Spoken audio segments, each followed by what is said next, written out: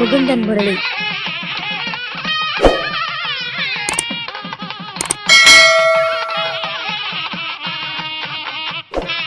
பலன்கள் சொல்ல வேண்டும் அப்படின்ற ஒரு அற்புதமான ஒரு தலைப்பில் நம்முடைய ராஜா சங்கர் ஐயா அவர்கள் இப்பொழுது சிறப்புரை ஆற்ற இருக்கின்றார். உங்களுடைய உற்சாகமான கைத்தட்டலோட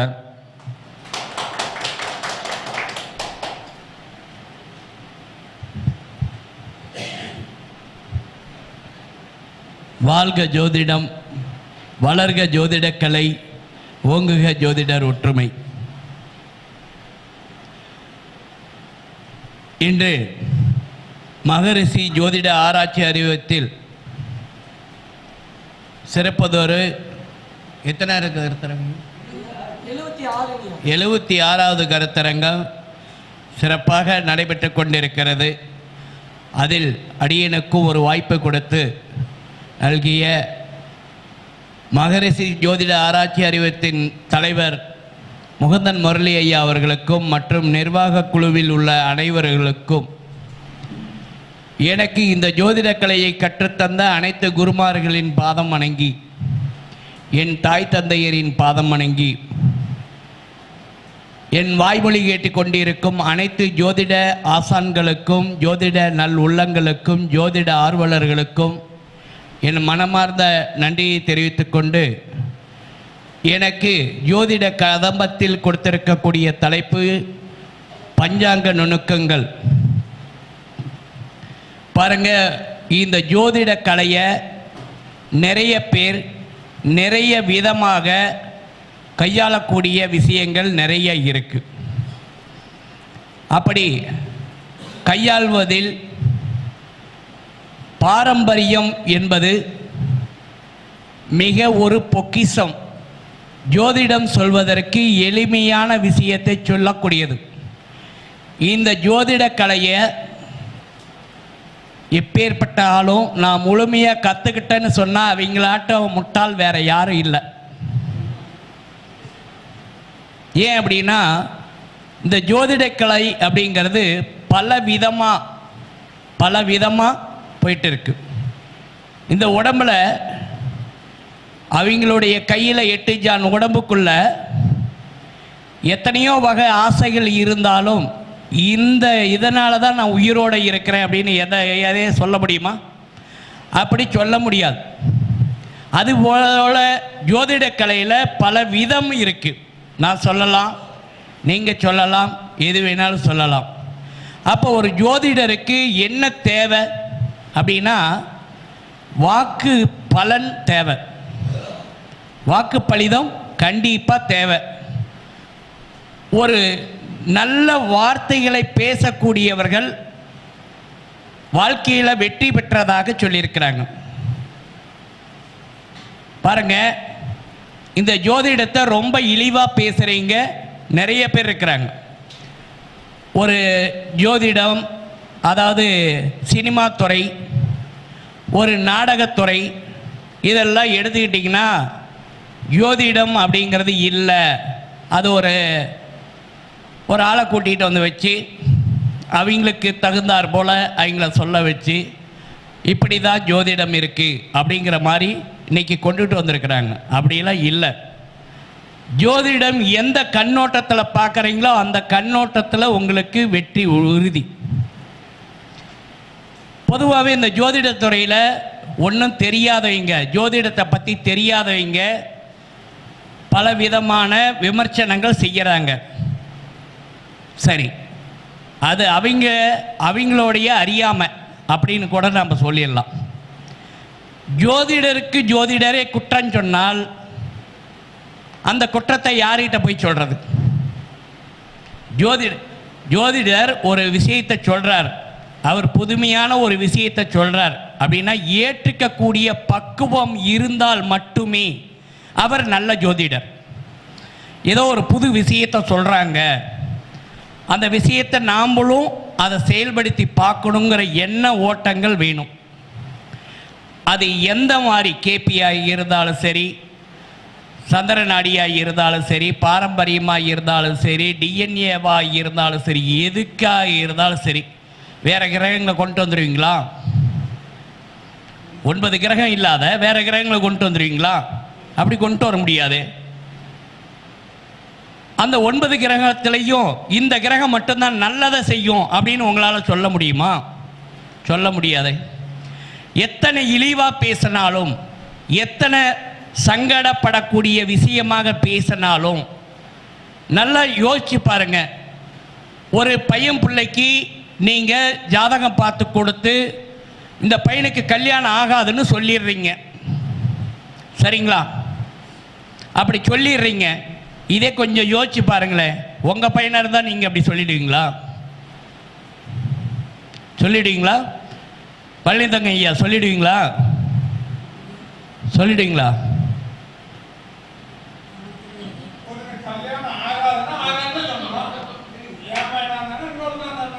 ஐயா அது சொல்லலாங்க ஐயா. ஒரு ஜோதிடர் அந்த வார்த்தையை சொல்லக்கூடாது. என்ன காரணம்? அப்படி சொல்லக்கூடாது. அதோட அவருடைய அறியாம சரி பரவாயில்ல அப்படின்னு நாம் எடுத்துக்கலாம். அப்போ அதே போல் ஒரு நல்ல காரியங்கள் செய்யறீங்க, ஜோதிடத்தை திட்டுறீங்க, சரியா? நீங்கள் நல்ல நேரம் பார்க்காத ஒரு காரியத்தை செயல்படுத்திடுவீங்களா? செயல்படுத்த முடியுங்களாங்க ஐயா? இதே அதை சினிமா துறையில் ஒரு காமெடிக்காக ஒரு நிகழ்ச்சி எடுக்கிறீங்க, அந்த பட பூஜை போடும் போது எதுக்கு பூஜை போடுறீங்க? மன்சூர் அலிகான் ஒரு நடிகர், இது ஒரு மூட நம்பிக்கை அப்படின்னு நினச்சிக்கிட்டு ஒரு 12 வார்த்தையோ 13 வார்த்தையோ வச்சுக்கிட்டு ஒரு டைட்டில் பேர், தலைப்போட பேர் பூனையை குறுக்கால விட்டு படம் ஆரம்பிச்சார். என்னாச்சு? அந்த படம் அவ்வளோதான், ஓடல, சரிங்களா? நம்பிக்கை என்பது ஜோதிடம். நம்பிக்கை என்பது ஜோதிடம். நம்மளைய நாடி வரக்கூடியவங்களுக்கு நம்பிக்கை கொடுக்கக்கூடியது அந்த ஜோதிடம். அப்ப நல்ல விஷயங்களை நீங்க சொல்லும் போதும், நல்ல விஷயங்களை பேசும் போதும், நெகட்டிவ் பேசுறதை தடுக்கும் போதும், அப்படி தடுக்கும் போதும் நமக்கு ஜோதிடம் கை கொடுக்கும். ஜாதகம் என்பது சாதகமாக சொல்லக்கூடிய விஷயங்கள் தான். நமக்கு ஆப்போசிட்டில் உட்கார்ந்துருக்கிறீங்க என்ன நினைப்பாங்க அப்படிங்கிறத யோசித்து சொல்லக்கூடியது நல்ல விஷயங்கள் உங்களுடைய கண்ணுக்கு புலப்படும். சரி, ஒரு நல்லது அப்படின்னு இருக்கும்போது ஒரு கெட்டது அப்படின்னு இருக்கா இல்லையா? இருக்கு. நல்ல செய்தி ஒன்று சொல்ல போகிறோம் அப்படின்னா கெட்ட செய்தி. நான் இதே மேடையில் சொல்லியிருப்பேன், சூரியனுக்கு 3ஆம் பாவகம் பாதிக்கும்.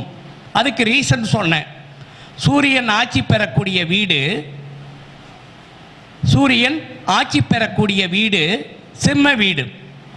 அதற்கு 3வது வீட்டில் சூரியன் நீச்சம் பெறுகிறார். ஆட்சி பெறக்கூடிய வீட்டில் இருந்து எண்ணி பாருங்க, 3வது வீட்டில் நீச்சம் பெறுகிறார். அப்போ எந்த ஜாதகத்தில் எந்த லக்கணமாக இருந்தாலும் சூரியன் நின்ற பாவகத்துக்கு 3ஆம் பாவகத்தை அனுபவிக்க தடை ஏற்படும். அது சார்ந்த விஷயங்கள் உங்களுக்கு நடக்கிறது தடையாக இருக்கும். சரி, நாம் நெகட்டிவ் சொல்லிட்டோம். நெகட்டிவ் நடந்தால் மட்டும்தான் அவங்க ஜாதகம் பார்க்க வருவாங்க, இல்லைன்னா உங்களை நினைக்கவே மாட்டாங்க. அப்போ நல்லது எப்போ நடக்கும் அப்படின்னு நாம் என்னைக்காவது யோசிச்சு பார்த்துருக்கோமா? நமக்கு நாமளே கேட்டு பார்த்துருக்கிறோமா? அப்போ இந்த விஷயங்கள் நாம் பார்க்கணும். பாருங்க, திதி சூனியம் அப்படின்னு 2 வீடுகளை எடுக்கிறாங்க. பிரதம திதி, துலாம் மகரம் திதி சூனியம். வளர்பிறையாக இருந்தால் 7ஆம் பாவகம் பாதிக்கும், தேய்பிறையாக இருந்தால் 10ஆம் வீடு பாதிக்கும், அதாவது மகர வீடு பாதிக்கும் அப்படின்னு சொல்லியிருக்கிறாங்க. சரி, ஓகே. அவங்களுக்கு என்னைக்கு நல்லது நடக்கும் அப்படின்னு நாம் யோசிச்சிருக்கிறோமா? முடக்கு ஸ்தலம் அப்படின்னு ஒன்று கொண்டு வந்துட்டாங்க, முடக்கு ஸ்தானம் அப்படின்னு ஒன்று கொண்டு வந்துட்டாங்க. அந்த முடங்கியவங்களுக்கு என்னைக்கு அந்த முடக்கிலேருந்து நிவர்த்தி ஆகுவாங்க அப்படின்னு சொல்லணும் இல்லையா? அப்படி ஒரு காலகட்டம் தேவைப்படும் இல்லையா? அவயோகின்னு ஒன்று சொல்கிறாங்க, யோகின்னு ஒருத்தர் சொல்கிறாங்க. யோகி வர வரைக்கும் நாம் பார்த்துக்கிட்டே இருக்க முடியுமா? உட்காந்துக்கிட்டே இருக்க முடியுமா? அப்படின்னு இருக்காது. அப்போ ஒரு ஸ்தானம் எப்பொழுது வலுப்பெறுகிறது, எப்பொழுது ஒருவர் வாழ்க்கையில் வெற்றி பெறுவார் உங்களால் சொல்ல முடியும். நல்லா எடுத்துக்காங்க. பாக்கியஸ்தானம் அப்படின்னா எத்தனாவது வீடு? 9ஆம் பாவகம். எந்த ஒரு பாவகத்துக்கும் 9ஆம் பாவகம் வலுத்தவர் என்ன கெடுதல் நடந்தாலும் அவர் வாழ்க்கையில் வெற்றி பெறுவார், வாழ்க்கையில் வெற்றி பெறுவார் அப்படின்னு சொல்லியிருக்கிறாங்க. அப்ப காலச்சக்கரத்துக்கு 9ஆம் அதிபதி யாரு? குரு. சரிங்களா? குருவை மையப்படுத்திக்கணும். எப்படி மையப்படுத்துறது அப்படின்னு கேட்டிங்கன்னா, எல்லாரும் எழுதிட்டீங்கன்னா கொஞ்சம் சௌரியமாக இருக்கும். இங்கே பாருங்க, ஃபஸ்ட்டு நாம் கேது மாதிரி தான். கேதுவோடைய நட்சத்திரம் கேது, அடுத்தது சுக்கிரனுடைய நட்சத்திரம். கேது, சுக்கிரன், சூரியன், சந்திரன், செவ்வாய், ராகு, குரு, சனி, புதன் இப்படின்னு எடுத்துக்கிறோம். அப்போ அந்த குருவுக்கு அடியில் 2 கோடு போட்டுக்காங்க. அப்போ குருவை தான் மையப்படுத்துறீங்க நீங்கள். இப்போ கேதுக்கு நான் பார்க்கணும். கேதுனா ரிவேஸ், கேதுனா ரிவேஸ் அப்படின்னு அர்த்தம். அப்போ கேது ரிவேஸ் அப்படிங்கும் போது கேது 1, புதன் 2, சனி 3, குரு 4. அப்போ கேது நின்ற பாவகத்துக்கு 4ஆம் இடம் உங்களுக்கு ஒரு வெற்றியை வாங்கி தரும். சரிங்களா? அடுத்தது சுக்கிரன். சுக்கிரனுக்கு எப்படி எண்ணணும்? சுக்கிரன் 1, சூரியன் 2, சந்திரன் 3, செவ்வாய் 4, ராகு 5, குரு 6. சுக்கிரனுக்கு 6ஆம் பாகம் உங்களுக்கு வெற்றியை தேடி தரும். உங்களுடைய சுக்கிரன் எங்க இருக்குன்னு பார்த்துக்காங்க. சரிங்களா? அதற்கு 6ஆம் பாவகம் வெற்றியை தரும். அப்ப சூரியனுக்கு 5, அதுக்கு அடுத்தது சூரியன் தானே இருக்கிறாரு. அப்ப 5, 5ஆம் இடம் வெற்றியை தரும். சந்திரன் 4, செவ்வாய் 3, ராகு அப்படிங்கும் போது தான் இங்கே நாம் ரிவேஸில் வரணும். ராகு 1, செவ்வாய் 2, சந்திரன் 3, சூரியன் 4, சுக்கிரன் 5, கேது 6, புதன் 7, சனி 8, குரு 9. அப்போ ராகு இருக்கக்கூடிய இடத்துக்கு 9ஆம் இடம் வெற்றியை தரும். அடுத்தது அங்க குரு வரார். குரு நின்ற இடம் பால் தான் சொல்லியிருக்கிறாங்க. நீங்க எடுத்து பாருங்க ஐயா. இதுக்கு நிறைய ஒரு வாரம், நான் இந்த வாரம் ஃபுல்லாக வந்த ஜாதகம் ஒரு 30-32 ஜாதகம் பார்த்துருப்பேன். 32 ஜாதகத்துக்கும் பயன்படுத்தி பார்த்துருக்கிறேன். பயன்படுத்தாத எந்த ஒரு விஷயத்தையும் நான் எந்த ஸ்டேஜ்லையும் சொல்கிறதில்லை. 32 ஜாதகத்துக்கும் இந்த குருவை வச்சு பயன்படுத்தி பார்த்து நான் சொல்லியிருக்கிறேன். அப்போ குரு நின்ற இடம் உங்களுக்கு வெற்றியை தேடி வரும். அப்ப அதே போலதான் நல்லா கவனிச்சுக்காங்க. அடுத்தது சனி பகவான். சனி பகவானுக்கு எத்தனாம் இடம்?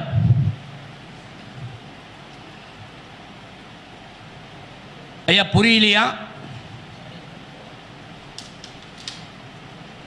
சனி பகவான் அப்படின்னா சனி பகவான் 1, மறுபடியும் புதன் 2, கேது 3, சுக்கிரன் 4, சூரியன் 5, சந்திரன் 6, செவ்வாய் 7, ராகு 8, குரு 9.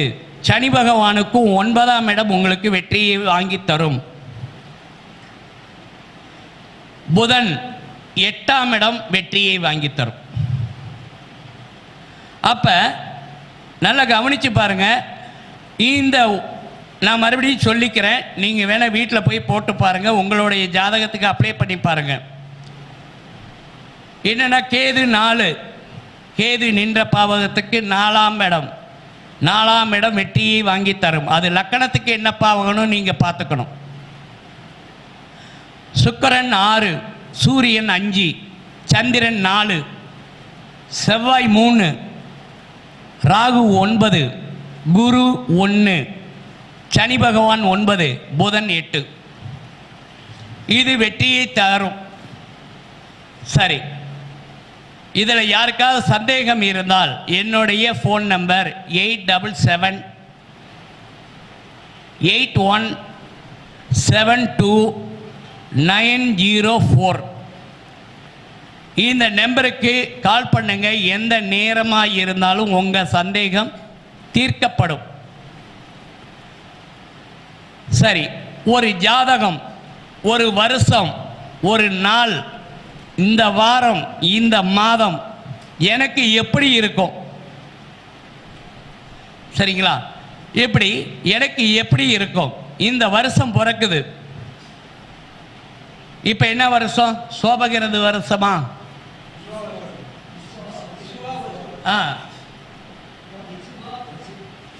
விஸ்வாவது. விஸ்வாவது. இந்த வருடத்துடைய ராஜா யார்? சொல்லுங்க ஐயா. செவ்வாய் இல்லை, போன வருஷம் தான் செவ்வாய். இந்த வருஷம் சூரியன் ராஜா. போன வருஷம் செவ்வாய் ராஜாவாய் இருக்கும் போது என்ன சொன்னாங்க? எல்லா ஜோதிடரும் எந்த கோவிலுக்கு அனுப்பி வச்சாங்க அப்படின்னு சொல்லி பார்த்தீங்கன்னா திருச்செந்தூர் அனுப்பி வச்சாங்க. திருச்செந்தூர் போயிட்டு வாங்க, உங்கள் வாழ்க்கையில் என்ன பிரச்சனையாக இருந்தாலும் சால்வ் ஆகிடும். சந்தோஷமான விஷயம், உண்மையான விஷயம், நிஜமான விஷயத்தை சொன்னாங்க. அதற்காக கடற்கரையில் புதன்கிழமை நைட்டே போயிட்டு வியாழக்கிழமை காலையில் முதல் தரிசனமாக பார்த்துட்டு வாங்க.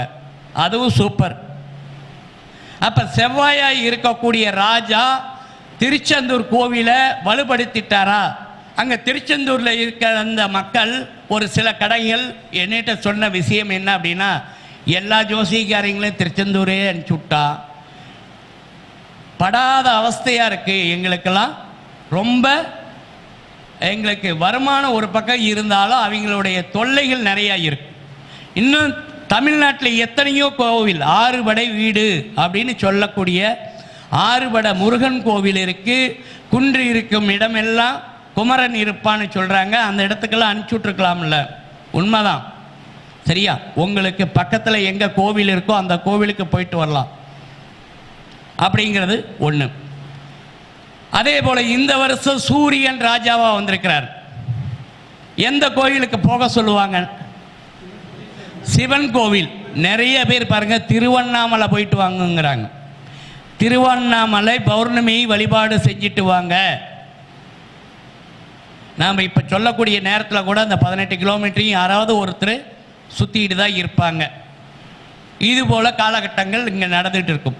சார், எனக்கு இந்த வருஷம் எப்படி இருக்கும் நீங்கள் சொல்லுங்க அப்படின்னு உங்கள்கிட்ட கேட்டால், இது புதிய முறை, ஒரு கணக்கு போட விருப்பம் இருக்கிறீங்க போட்டுக்காங்க.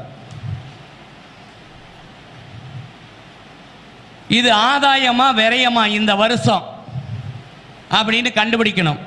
நீங்கள் தசா வருடங்கள் படிச்சிருப்பீங்க. ஆனால் பஞ்சாங்க தசா வருடம்னு ஒன்று இருக்கு. பஞ்சாங்க தசா வருடம்னு ஒன்று இருக்கு. இந்த பஞ்சாங்க தசா வருடத்தில் சில விஷயங்கள் மாறுதலாக கொடுத்துருக்குறாங்க. அதை நோட் பண்ணிக்காங்க. சூரியன் என்றால் 6, அதே வருடத்தை தான் கொடுத்துருக்குறாங்க. சந்திரன் என்றால் 17, செவ்வாய் என்றால் 8, புதன் என்றால் 17, குரு என்றால் 19, சுக்கிரன் என்றால் 21, சனி என்றால் 10. இந்த நம்பரை நோட் பண்ணிக்காங்க, சரிங்களா? இந்த வருடத்தோடைய ராஜா யாரு? சூரியன். ஐயா, உங்களுடைய ராசி என்ன? மேச ராசி. இப்போ அவருக்கு இந்த வருஷம் எப்படி இருக்கு அப்படின்னு நாம் பார்க்கணும். இவருக்கு ஆதாயமா விரயமா அப்படின்னு நாம் சொல்லணும். அப்போ இந்த ராஜாவுடைய வருஷம் 6. ராசிக்கு அதிபதினு ஒருத்தர் இருப்பார். மேச ராசிக்கு அதிபதி யாரு? செவ்வாய். செவ்வாயோடைய எண் எவ்வளோ? 8. 8 6 14. 14ங்களா? இது ரெண்டையும் கூட்டிக்கணும். ராஜாவுடைய தசா வருடமும் ராசியோடைய அதிபதியோடைய தசா வருடத்தையும் கூட்டிக்கணும். கூட்டிட்டு வந்த ஆன்சரை வச்சு 3ஆல பெருக்கணும். 3 14 42. சரிங்களா? 42ஓட 5 கூட்டணும். 47. 47 15ஆல வகுக்கணும். மீதி 2. அதோட அந்த கணக்கு இருக்கட்டும். அந்த மீதி வந்த 2ஓட சரிங்களா? அந்த 2ஓட இந்த இவருடைய ராசி எண் இருக்கு இல்லையா? ராசி எண் சாரி, அந்த மீதி வந்த 2ஓட இன்ட்டு 3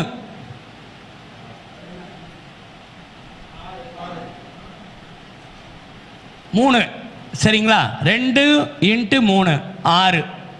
6ஓட 5 சேர்த்திக்காங்க. 11. 11 5 15ஆல வகுக்க முடியாது. அதுதான் ஆன்சர். 11 தான் ஆன்சர். அப்போ விரயம் எவ்வளவு? 11. ஆதாயம் எவ்வளவு? 2. சார் முதல்ல கண்டுபிடிச்சது 2 தானே? 2. இங்கே விரயம் 11. அப்போ இவருக்கு இந்த வருடம் சரியில்லாத வருடம். சென்ற இடத்தில் கௌரவத்தை கெடுக்கும். இவருக்கு அது நல்லா இருக்கிற மாதிரி இருந்தால் முன் வரிசையில் உட்காந்துருப்பாரா? இப்போ முன் வரிசையில் உட்காந்துறவங்களுக்கு நல்ல காலம் சொல்லிக்கலாங்களா ஐயா? ஐயா சொல்லலாம்ல? சரி, இன்னொரு ராசிக்கு பார்க்கலாமா? என்னுடைய ராசிக்கு போடுங்களேன். நான் சிம்ம ராசி. இப்போ அதே கணக்கு தான் போட போகிறோம். சிம்ம ராசிக்கு இந்த வருஷம் 2025 எப்படி இருக்கும் அப்படின்னு. அப்போ சிம்ம ராசிக்குரிய அதிபதி யாரு? சூரியன். சூரியன். அங்கே ராஜா யாரு? சூரியன். 2க்கும் 6 தான். 6 6 12. 12 இன்ட்டு 3 36. 12 இன்ட்டு 3 36. 36 ப்ளஸ் 5 41. 41 15ஆல வகுத்தா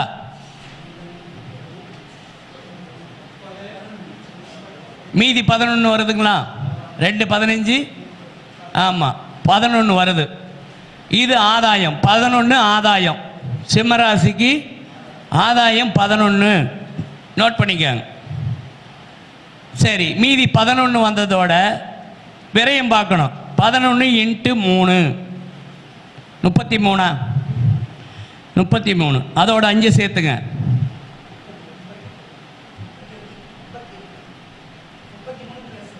5 38. 38ல் எத்தனை 15 இருக்கு? 15ஆல வகுக்கணும். 2 15 30. மீதி 8. விரயம் 8. ஆதாயம் 11.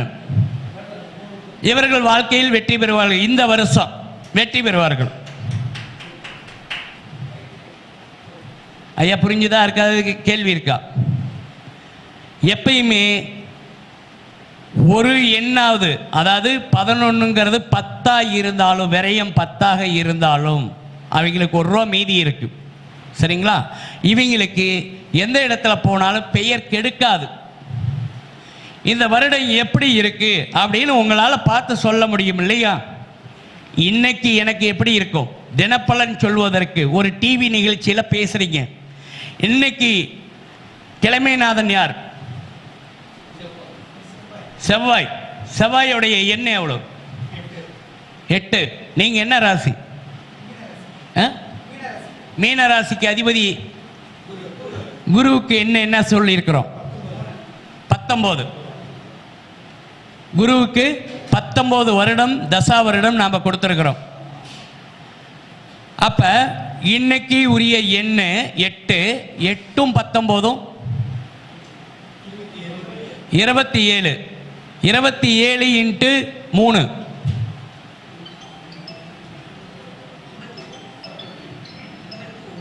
81 81 ப்ளஸ் 5 86ல் எத்தனை 15 இருக்கு? 5 15 75.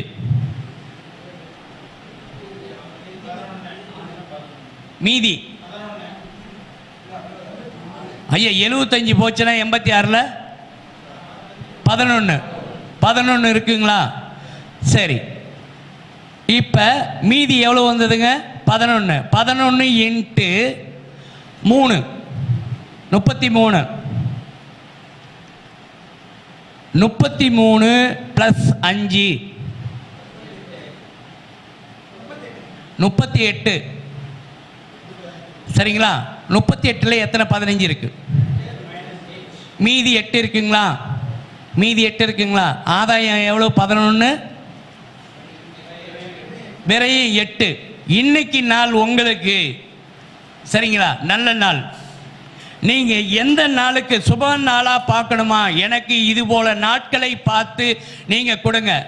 சரி ஐயா, ஒருத்தர் இப்ப பாருங்க, எனக்கு முகூர்த்தம் போட்டு கொடுங்க, எந்த டைம் சரியா இருக்கும்? நீ மிதுன லக்கணத்துல போட்டுக்கா அப்படின்னு நாம சொல்லி கொடுக்குறோம். நீ மிதுன லக்கணத்துல லக்கணமா போட்டுக்கா, உனக்கு இந்த காலகட்டங்கள் நீங்க சரியா செயல்படுத்தலாம் அப்படின்னு ஒருத்தர் சொல்றார்.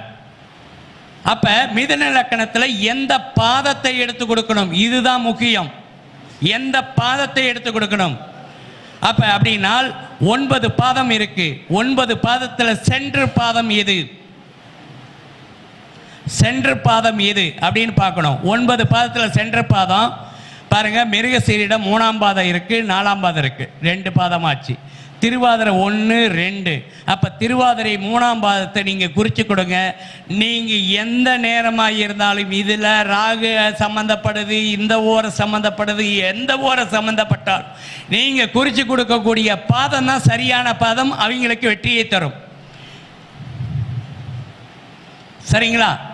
அப்ப ஒரு காலகட்டங்கள் நீங்க குறிச்சு கொடுக்கக்கூடிய காலகட்டத்து மேல உங்களுக்கு நம்பிக்கை இருக்கணும். ஃபர்ஸ்ட் என்னுடைய நல்ல நிகழ்வுக்கு இப்படிதான் நான் போட்டு பார்ப்பேன் அப்படின்னு சொல்லணும். அப்படி சொல்லக்கூடியவர்கள் தான்.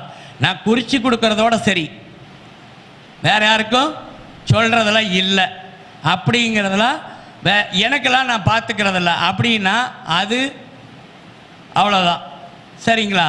அது அப்படிப்பட்டவங்க தான் அதை குறித்து கொடுப்பாங்க. எந்த காலகட்டம் பரிகாரம் செய்தால் சரியாக இருக்கும், எந்த காலகட்டங்கள் பரிகாரம் செய்தாக சரியாக இருக்கும்.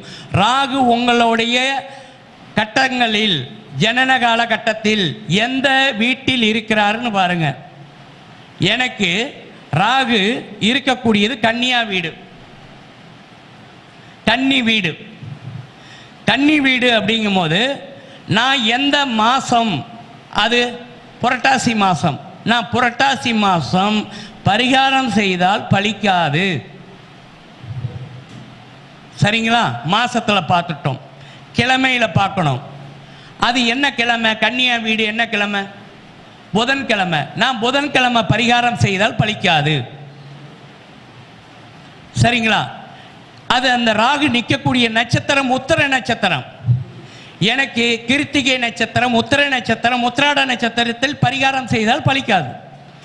எப்பதான் ஜெயிக்கும், எப்பதான் பலிக்கும் அப்படின்னு கேள்வி இருந்தால், எப்பொழுது எனக்கு பரிகாரம் பலிக்கும்? கேது எங்க இருக்கோ, அப்ப ராகு உத்தரத்தில் இருக்குன்னா கேது எங்க இருக்கும்? உத்தரட்டாதியில இருக்கு. உத்தரட்டாதியோடைய நட்சத்திரங்கள் சனி பகவானுடைய நட்சத்திரங்கள் பூசம், அனுசம், உத்தரட்டாதின்னு சொல்லக்கூடிய 3 நட்சத்திர நாளில் நான் பரிகாரம் செய்தால் பலிக்கும். அப்ப மீன வீட்டோடைய கிழமை என்ன? வியாழக்கிழமை. வியாழக்கிழமை நான் பரிகாரம் செய்தால் பலிக்கும்.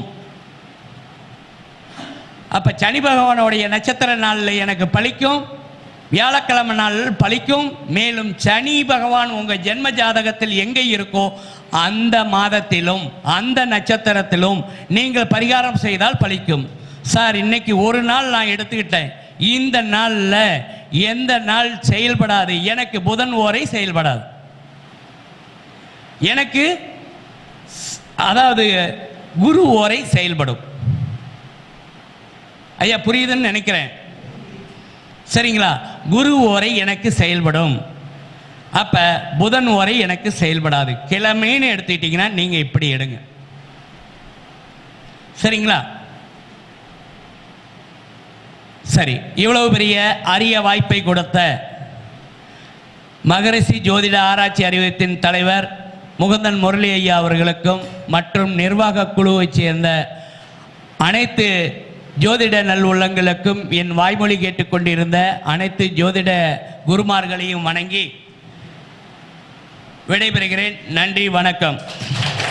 சிறப்பான முறையில் நுணுக்கங்களை பற்றி அழகா பொறுமையா ஒரு விளக்கத்தை கொடுத்த நம்முடைய ராஜாசங்கர் ஐயா அவர்களுக்கு எங்கள் மகரிஷி ஜோதிட ஆராய்ச்சி அறிவகத்தின் சார்பாக பொன்னாடி போற்றி சிறப்பு செய்திருக்கின்றது. எங்கள் அறிவித்துடைய பொறுப்பாளர் எடப்பாடி சின்ன ஐயர் ஐயா அவர்கள் இப்பொழுது பொன்னாடி போற்றி சிறப்பு செய்ய இருக்கின்றார். உங்களுடைய உற்சாகமான கைத்தட்டலோட